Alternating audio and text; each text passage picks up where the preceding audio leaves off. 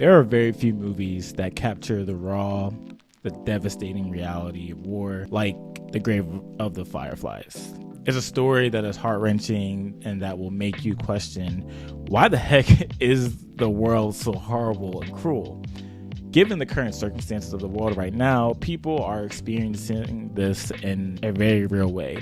But more than just a war story, this movie speaks to the heart of what it means to suffer, to love, and to hope in a world that feels broken beyond repair, but you're hoping in an abyss. I want to dive into the themes of Grave of the Fireflies and explore what it teaches us about human suffering and how these truths align with a Christian perspective.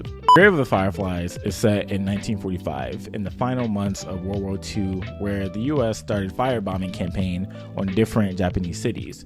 These attacks left many people homeless and losing their lives because the US wanted to break the morale of the Japanese people and end the war. This is where we have Seita and Seiko being two casualties, which highlight how war causes suffering to some of the people that are least likely to defend themselves, which is children.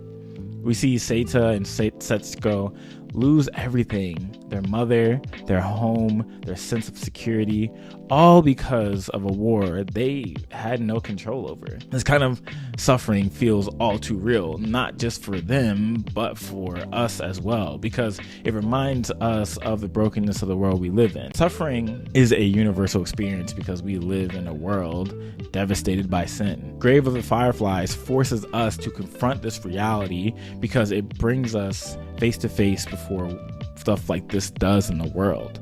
Seita's love for Setsuko is one of the most beautiful and heartbreaking aspects of this story. For Seita, he sacrifices everything to protect his sister, even while everything around him is crumbling.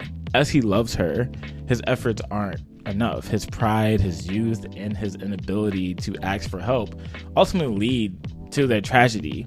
This is where we see the limitations of human love. While it's powerful, it can't always save us. Jesus points to this in his life, death, and resurrection when taking on our sin and shame and guilt so that everyone that believes in him and trusts in him will have a relationship with God and eternal life. Him rising from the dead has been a declared reversal that this suffering and brokenness and evilness and war that's happening right now will not continue, but will one day this world itself will be made new with peace and hope and joy.